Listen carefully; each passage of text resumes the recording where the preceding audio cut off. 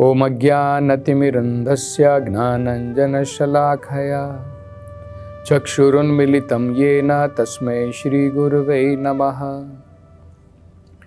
नमो ओं विष्णुपदाय कृष्णप्रेष्ठाय भूतले श्रीमते भक्तिवेदान्तस्वामिन् इति नामिने। नमस्ते सरस्वते देवे गौरवाणी प्रचारिणे निर्विशेष शून्यवादी पाश्चात्य देशतारिणे। जय श्री कृष्ण चैतन्य प्रभु नित्यानंद श्री अद्वैत गदाधर श्रीवासादि गौर भक्त वृंद। हरे कृष्णा कृष्ण कृष्णा हरे हरे, हरे राम राम राम हरे हरे। हरे कृष्णा। तो आज मैं सबसे पहले आप सबको बधाई देना चाहूँगा कि आज भगवान की अयोध्या नगरी में बड़ा ही विशाल भव्य भगवान राम का मंदिर बन करके तैयार हो गया है और भगवान राम की विग्रह की वहाँ पर प्राण प्रतिष्ठा हो रही है। इस हर्षोत्सव में जहाँ पर पूरे भारतवर्ष में उल्लास और उत्साह के साथ में लोग भगवान राम को याद कर रहे हैं, हम भी थोड़ी कोशिश करेंगे भगवान राम की कुछ कथा सुनने के लिए। तो आज से लेकर के अगले 7 दिनों तक हम भगवान की राम कथा का श्रवण करेंगे। कई बार लोग सोचते हैं कि भाई भगवान की कथा सुनने से क्या मिलता है। हम अपना समय इस भौतिक संसार में अनेकों प्रकार से मनोरंजन कर सकते हैं, अपनी इंद्रियों का भोग कर सकते हैं। भगवान की कथा सुनने से क्या हमें कुछ मिलेगा? तो इस विषय में श्री जयदेव गोस्वामी बड़ा सुंदर वर्णन करते हैं। वो कहते हैं, श्री जयदेव कवेरिदम उदितमुदारम शृणु सुखदम शुभदम भवसारम।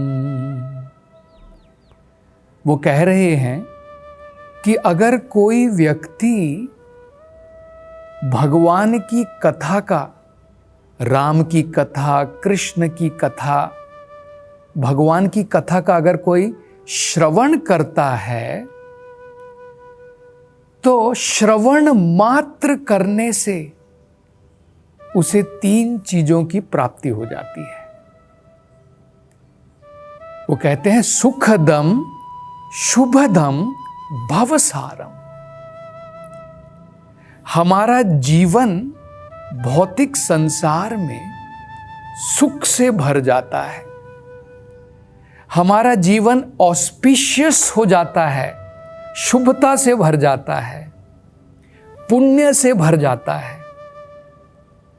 और भगवान की कथाएं इस सारे भवसागर का सार हैं, जिसका श्रवण करके हम इस भवसागर को पार कर सकते हैं। तो भगवान की कथा, राम कथा, कृष्ण कथा, ये कोई आम ग्राम्य कथा नहीं है।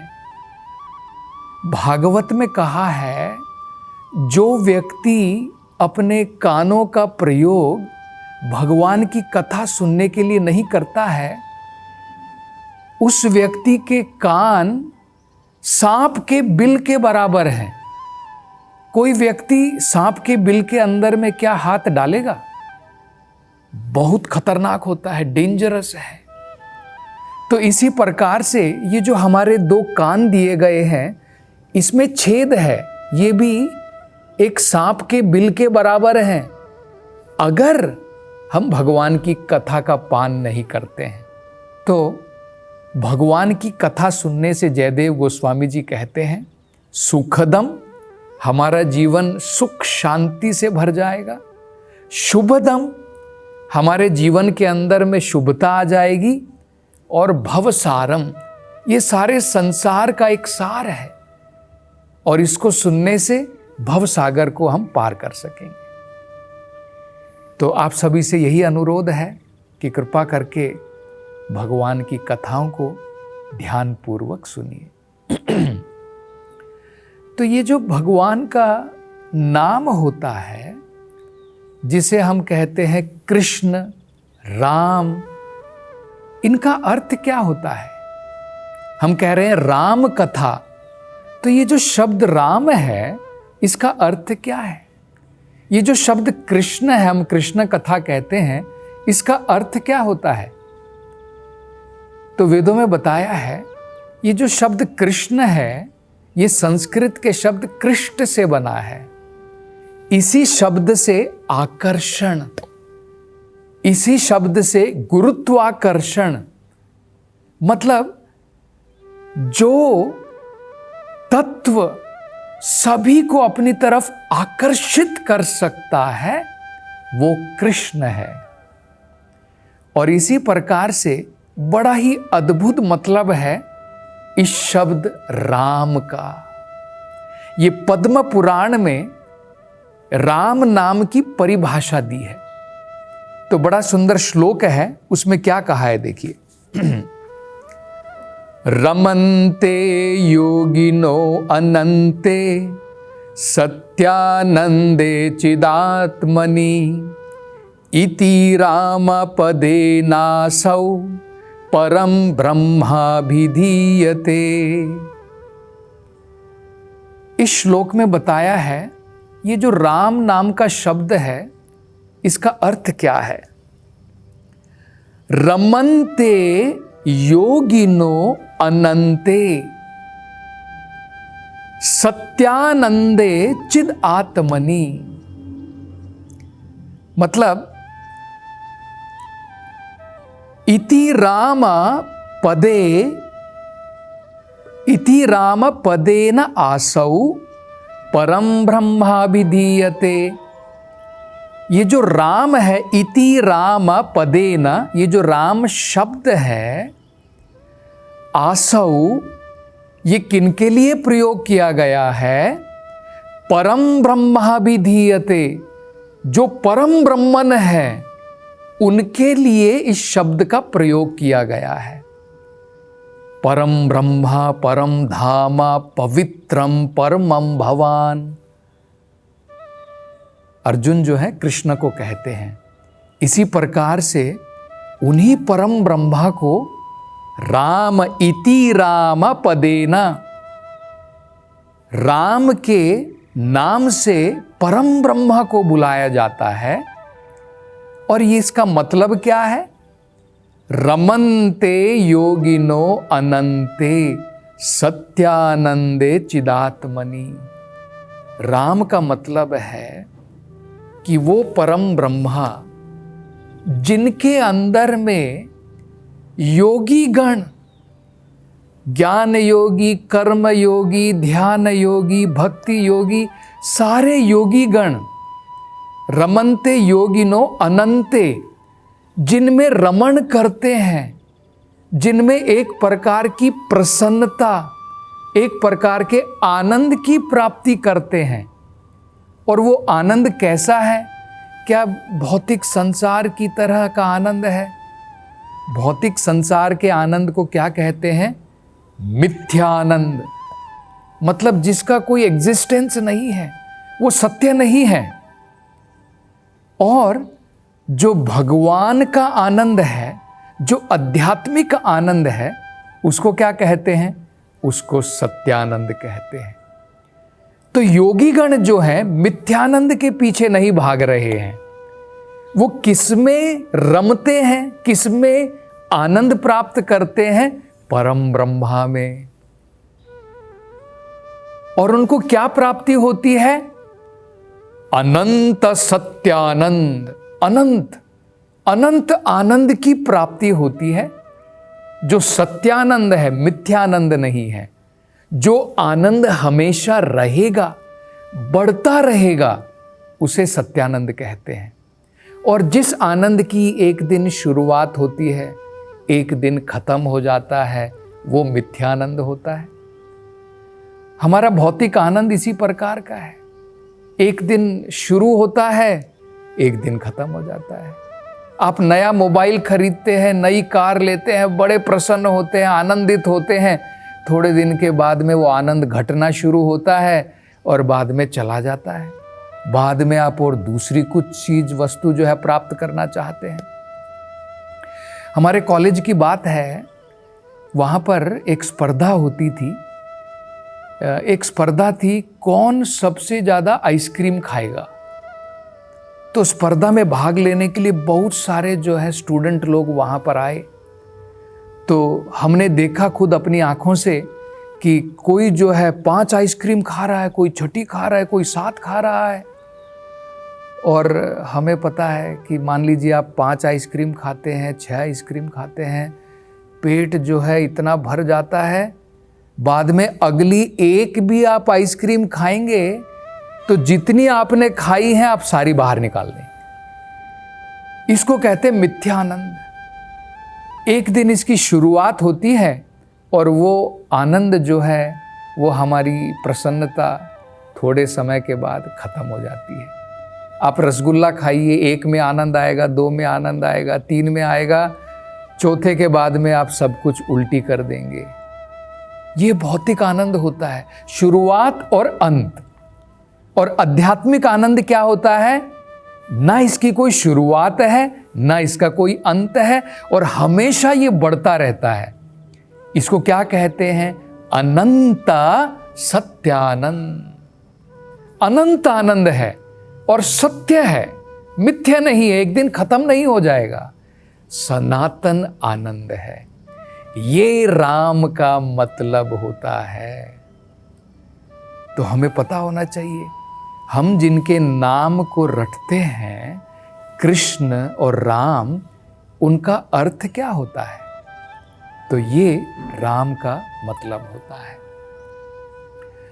तो रामायण जो है भगवान राम की कथा है।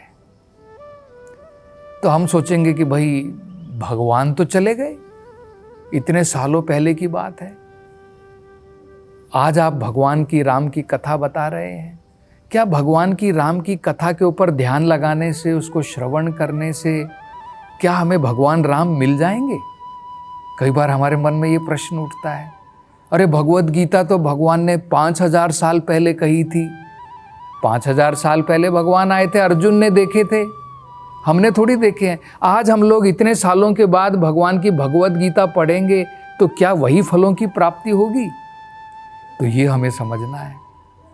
भौतिक संसार में व्यक्ति और व्यक्ति का नाम दोनों अलग होते हैं। भौतिक संसार में व्यक्ति और उसके कार्य अलग होते हैं, लेकिन आध्यात्मिक संसार में व्यक्ति और उसका नाम, उसकी लीलाएं, उसकी कथा, उसका रूप, उसमें कोई अंतर नहीं होता है। सब एक है। तो आज भी अगर हम भगवान के नाम का जप करते हैं तो उसमें कोई अंतर नहीं है। भगवान अपने नाम में प्रस्तुत हैं, प्रेजेंट हैं। भगवान अपनी कथाओं में प्रेजेंट हैं। तो जब हम भगवान की कथाओं का प्रामाणिक जगह से श्रवण करते हैं तो भगवान हमारे साथ में है। हम भगवान के स्पर्श में है, टच में है, क्योंकि भगवान की कथा में कोई अंतर नहीं है। भगवान की लीलाओं में कोई अंतर नहीं है। और ये जो रामायण है, ये जो भागवत है, ये जो वेद पुराण है, ये कोई आम व्यक्ति के द्वारा नहीं लिखे गए हैं। ये कोई आम इतिहास, हिस्ट्री नहीं है। ये लिखे गए हैं ऐसे व्यक्तियों के द्वारा जो इस भौतिक संसार के अंधकार से परे हो चुके हैं, जो मुक्त पुरुष हैं, जिनके अंदर में संसार की त्रुटियां नहीं है। इस भौतिक संसार में आज मैं कुछ कहता हूं, कल कुछ और कहूंगा और कहूंगा कि भाई गलती हो गई। वेदों के अंदर में कोई गलतियां नहीं है, कोई त्रुटि नहीं है। तो इसी प्रकार से श्रीमद् भागवत वेद व्यास के द्वारा लिखी गई है। वेद व्यास कौन है?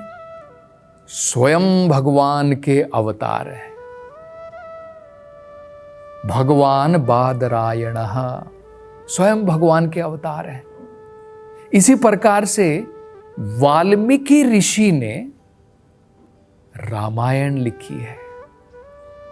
तो रामायण कोई ऑर्डिनरी कथा नहीं है और वाल्मीकि जी कोई ऑर्डिनरी व्यक्ति नहीं है। पहले अपने जीवन में वो एक आम व्यक्ति थे। वाल्मीकि जी के बारे में बताया जाता है कि वे एक चोर, उचक्के, एक डाकू थे, जंगल में रहते थे। और जब वहां पर कोई भी यात्री वहां से जाता था तो वाल्मीकि उसको लूट लेते थे, उसका धन वगैरह सब लूट लेते थे।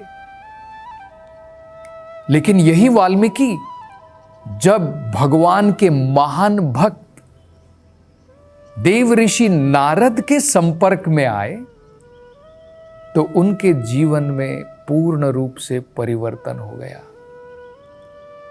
वाल्मीकि एक लुटेरे से, एक डाकू से एक महान संत बन गए। ऐसे महान संत जो इस भौतिक संसार की सारी त्रुटियों से दूर हो गए। उस अवस्था में श्री नारद जी की प्रेरणा के द्वारा, श्री ब्रह्मा जी के आशीर्वाद के द्वारा वाल्मीकि जी ने रामायण कथा लिखी। तो कृपा करके रामायण को कोई साधारण कथा मत सोचिए।